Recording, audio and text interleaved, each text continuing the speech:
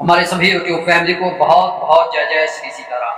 आज एक भक्त और भगवान की बड़ी मीठी सी कहानी आपके सामने प्रस्तुत कर रहा हूँ। जब भगवान को भी भक्त के सामने झुकना पड़ता है, तो आइए सुनते हैं वो प्यारी सी मीठी कहानी जो हमारे को भक्त और भगवान का एक जबरदस्त आनंद की अनुभूति करवाएगा। तो एक गांव के बाहरी हिस्से में एक वृद्ध साधु छोटी सी कुटिया बनाकर रहा करते थे। वह ठाकुर जी के परम भक्त थे।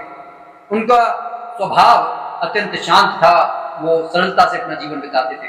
दिन रात उनका एक ही कार्य था, ठाकुर जी के ध्यान और भजन में लीन रहना। उन्हें न खाने की चिंता थी, न पीने की चिंता थी, तो सिर्फ इस बात की कि कहीं ठाकुर जी की सेवा में कोई कमी न रह जाए। वह भोर से पूर्व जाग जाते, स्नान और नित्य क्रम से निवृत्त होकर ठाकुर जी की सेवा में लग जाते। ठाकुर जी को स्नान करवाते, स्वच्छ वस्त्र पहनाते, चंदन का तिलक कराते, पुष्पों की माला अर्पित करते और विधिवत पूजन करते। इसके बाद भजन करते और जंगल से लाए गए फलों से ठाकुर जी को भोग अर्पित करते। इसी तरह से ये दिनचर्या चल रही थी। वह पूर्ण वैरागी थे, किसी से विशेष लेना देना नहीं रखते थे। फक्कड़ स्वभाव के थे, पर कभी किसी के आगे हाथ नहीं फैलाते थे। यदि कोई कुछ दे जाता तो स्वीकार कर लेते, अन्यथा राधे राधे कहकर संतोष परम धन, इस ही मुहावरे पर अपने जीवन को बिताते थे। फक्कड़ होने पर भी उनमें एक अद्भुत गुण था। यदि कोई उनके द्वार पर आ जाता तो उसे कभी बिना खिलाए जाने नहीं देते थे। कुछ ना होता तो जंगल से फल लाकर खिला देते, पर किसी को भूखा लौटने नहीं देते। यही भाव ठाकुर जी के प्रति भी था। उन्हें सदा बस एक चिंता रहती थी कि कहीं ठाकुर जी भूखे न रह जाएं। उनके पास कुछ विशेष तो होता नहीं था, पर जो भी मिल जाता उसे भोजन बना लेते। वे अपने पास थोड़ा सा गुड़ अवश्य रखा करते थे। यदि भोजन बनता तो पहले ठाकुर जी को अर्पित करते, फिर स्वयं ग्रहण कर लेते। और यदि कभी भोजन ना होता तो गुड़ से ही काम चला लेते। थोड़ा ठाकुर जी को अर्पित करते और थोड़ा स्वयं खाकर जल पी लिया करते। एक बार वर्षा ऋतु में कई दिनों तक जब लगातार भारी वर्षा होती रही, वर्षा ने रुकने का नाम नहीं लिया। जंगल में चारों ओर पानी भर गया और फल लाना असंभव हो गया। उनके पास रखा गुड़ भी अब समाप्त होने को ही था। ये देखकर बाबा जी अत्यंत व्याकुल हो गए, चिंतित हो गए। सोचने लगे, यदि वर्षा ऐसे ही होती रही तो ठाकुर जी को भोग कैसे लगा पाएंगे, और यदि कोई भूखा द्वार पर आ गया तो उसे क्या खिलाएंगे। इसी चिंता में उन्होंने स्वयं से एक संकल्प किया, एक निश्चय किया कि अब वह स्वयं कुछ नहीं खाएंगे। जो भी उनके पास में है उसे ठाकुर जी और आने वाले अतिथियों के लिए बचा कर रखेंगे। ऐसा विचार कर उन्होंने भोजन त्याग दिया और केवल जल पीकर जीवन का निर्वाह करने लगे। फिर भी ठाकुर जी को नियमित रूप से भोग लगाते थे। उनकी भक्ति को देखकर ठाकुर जी बहुत प्रसन्न हो गए, पर है तो चलिया। उन्होंने उनकी परीक्षा लेने का विचार किया। अब 2 दिन बाद ठाकुर जी ने एक वृद्ध ब्राह्मण का रूप धारण किया और मूसलाधार बारिश के समय बाबा जी की कुटिया पर पहुंच गए। ब्राह्मण को देखकर साधु बाबा बहुत प्रसन्न हुए। प्रेम पूर्वक उन्हें भीतर ले गए, बैठाया और कुशल चेन पूछी।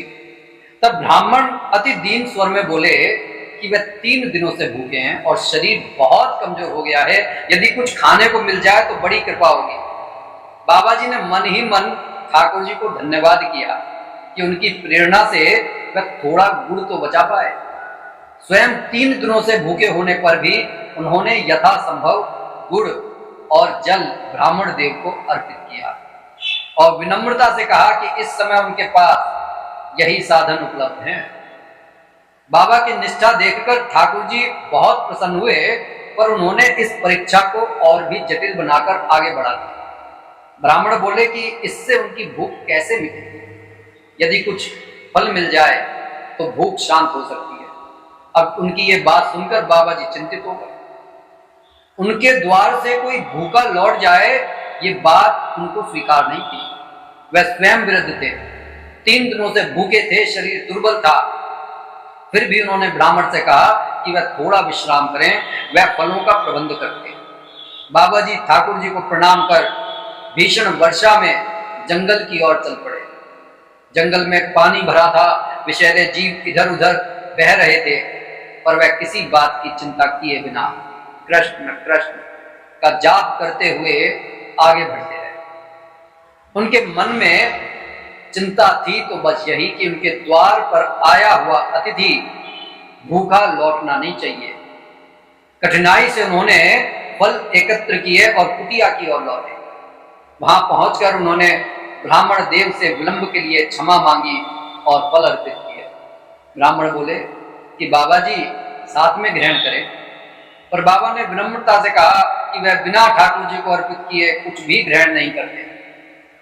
तब ब्राह्मण मुस्कुराकर बोले कि ठाकुर जी तो पहले ही उन फलों को प्रेम पूर्वक ग्रहण कर चुके हैं। बाबा को आश्चर्य हुआ। वह भीतर गए तो देखा कि वही फल ठाकुर जी के समक्ष रखे हुए हैं पहले से ही। यह देखकर बाबा बाहर आए और ब्राह्मण के चरणों में गिर पड़े। तब भगवान श्री हरि अपने वास्तविक स्वरूप में प्रकट हुए।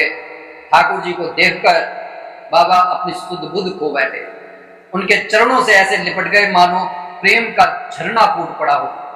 अश्रुओं की धारा बहने लगी। ठाकुर जी ने उन्हें उठाया और कहा कि वे उनके सच्चे भक्त हैं। उनकी भक्ति, निष्ठा और प्रेम से वे अभिभूत हैं। उन्होंने वर मांगने को कहा। बहुत प्रयास करने के बाद स्वयं को संभालते हुए बाबा बोले, हे नाथ, जिसने आपको पा लिया उसे और क्या चाहिए, बस मुझे आपके चरणों में आश्रय दे दीजिए। ठाकुर जी ने फिर कहा कि वह मुक्ति प्रदान कर सकते हैं। यह सुनकर बाबा विचलित हो उठे और बोले कि वह मुक्ति नहीं चाहते। यदि देना ही है तो जन्मों जन्मों तक अपने चरणों का आश्रय दे दीजिए, ताकि हर जन्म में वह उन्हीं के ध्यान में लीन रह सके। तब श्री हरि ने तथास्तु, ऐसा ही हो, कहा।